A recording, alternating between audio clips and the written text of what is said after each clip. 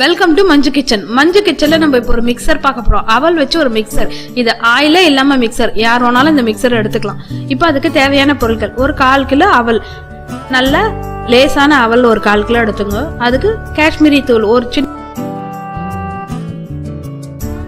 2 table spoon உடைச்ச கடலை, 2 table spoon கொப்பரை தேங்காய், 1 டேபிள் ஸ்பூன் முந்திரி, 1 டேபிள் ஸ்பூன் திராட்சை, அப்புறமா சாட் மசாலா கொஞ்சம், மஞ்சப்பொடி கொஞ்சம், அதுக்கப்புறம் உப்பு, தேவையான அளவு உப்பு.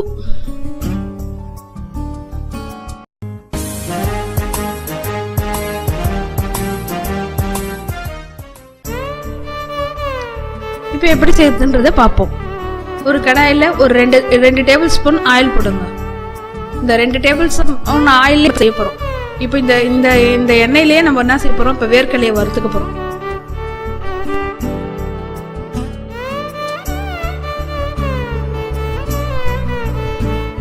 வேர்க்கடலை நல்லா பொரிஞ்சிருச்சு. எண்ணெயினால உங்களுக்கு சீக்கிரம் வேர்க்கடலை வறுந்துடும்.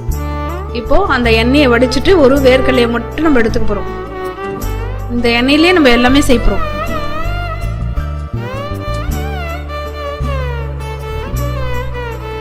இதே எண்ணெயிலேயே நம்ம இப்போ உடைச்ச கடலையும் வறுத்துக்க போறோம். 2 டேபிள் ஸ்பூன் உடைச்ச கடலை,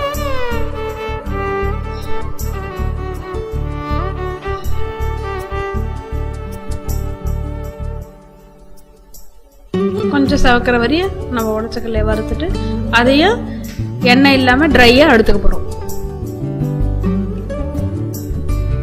இதே மாதிரி ட்ரையா எடுத்துட்டு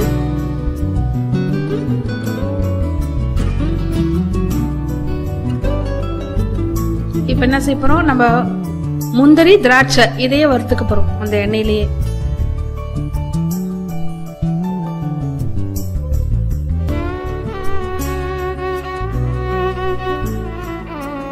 ஆயிலே இல்லாத ஒரு ஸ்நாக்ஸ் நம்ம செய்யறோம். நிறைய எண்ணெய் வச்சு பொரிக்காம அப்படியே செய்யறோம். இப்ப பாருங்க, இதே ஆயிலேயே மறுபடியும் இது கொப்பரை தேங்காவை 2 டேபிள் ஸ்பூன் கொப்பரை தேங்காவை வறுக்க போறேன். இந்த கொப்பரை தேங்காய் எப்படி நீங்க இந்த மாதிரி கட் பண்ணணும்னு பார்க்காதீங்க. நம்ம உருளைக்கிழங்கெல்லாம் சிப்ஸ் சீவுறது இருக்கு பாருங்க, அதுல வச்சு சீவிடுங்க. கொப்பரை தேங்காவை நைஸா உங்களுக்கு வந்துடும். அழகா கத்தியில நைஸா நம்மளால கட் பண்ண முடியாது. அதனால உருளைக்கிழங்கு சீவத்துல சீவிடுங்க. இதை பாருங்க எவ்வளவு சீக்கிரம் அழகா செவந்துச்சு பாருங்க. இதே ஆயிலே நம்ம இப்போ கொப்பரை தேங்காயும் வறுத்து எடுத்துட்டோம். இந்த மாதிரி வறுத்து எடுத்துங்க. இப்போ பூண்டு வேணுன்றவங்க பூண்டு போட்டுங்க, பூண்டு பிடிக்காதுன்றவங்க பூண்டை அவாய்ட் பண்ணிடுங்க. இப்போ நான் இந்த பூண்டை வறுக்க போறேன். இந்த மிக்சருக்கு இந்த ஃப்ளேவர் நல்லா இருக்கும்.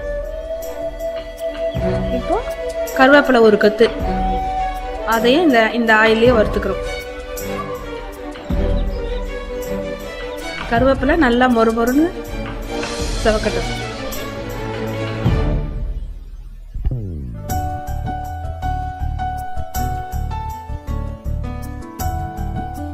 பாருங்க, இப்ப கருவேப்பிலை நல்லா செவந்துச்சு.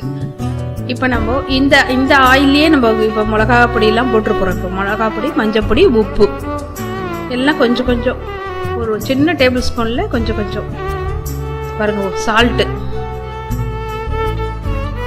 காஷ்மீரி தூள் ஒரு சின்ன ஸ்பூன்ல, மஞ்சள் பொடி ஒரு சின்ன ஸ்பூன். இப்போ இது கருகிடும், அதனால டக்குன்னு எடுத்துடணும். பாருங்க, அது கருகாத அளவுக்கு நீங்க எடுத்துடணும். இப்போ அதே கடாயிலே நம்ம இப்போ இந்த அவலை போட்டு வறுக்க போறோம். அவல் மட்டும் நீங்க நல்லா வறுக்கணும். கொஞ்ச நேரம் வறுத்துட்டு நீங்க அதுல மிக்ஸ் பண்ணீங்கன்னா நமரா இருக்கும். அதனால நல்லா செவக்க வைங்க. இது உங்களுக்கு செவக்கலைன்னா ஒரு 2 ஸ்பூன் ஆயில் கூட போட்டுங்க. இப்போ நான் 2 ஸ்பூன் ஆயில் போட போறேன். அப்பதான் உங்களுக்கு நல்லா மொறுமொறுன்னு வரும் அவல். என்ன கலர் மாறுதுன்னு பார்க்காதீங்க, நம்ம அந்த கடாயிலே செவக்கிறதுனால அந்த மாதிரி இருக்கு.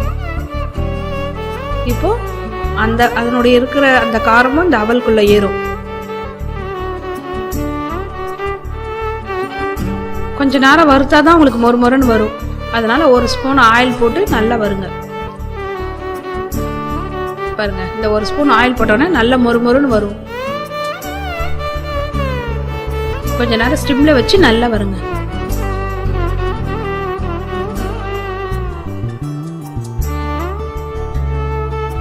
கொஞ்சம் எடுத்து பாருங்க நல்லா மொறுமொறுப்பா வந்துச்சான்ட்டு. அது வரையும் நீங்க வருங்க. இந்த பாருங்க, இந்த ஸ்டேஜ்ல உங்களுக்கு நல்லா மொறுமொறுன்னு வரும். அப்ப நீங்க எடுத்துருங்க. இப்ப சாட் மசாலா, அப்புறமா கடைசியா தான் நம்ம இப்ப சாட் மசாலாவை போட போறோம். 1 ஸ்பூன் சாட் மசாலா, கொஞ்சம் லெமன் ரொம்ப புரிஞ்சிடாதீங்க, ஒரு 2 டிராப்ஸ், அவ்வளவுதான் போதும். இப்ப சக்கரை 1 ஸ்பூன் போட்டு எல்லாம் இப்ப மிக்ஸ் பண்ண போறோம். இப்போ நம்ம முந்திரி திராட்சையை நம்ம இப்ப இதுல கலக்கிறோம். இப்போ மிக்சர் ரெடி. இது உங்களுக்கு அதிகமா தெரிஞ்சிருந்தா இன்னும் கூட அவல் போட்டு வறுத்து இதுல கலந்துக்கலாம். இந்த கொப்பரை தேங்காய் வயிற்றுக்கெல்லாம் ரொம்ப நல்லது. உங்களுக்கு வயிறு கனமா இருக்கிறவங்க இதை சாப்பிடலாம். Mixer ready. தேங்க்யூ.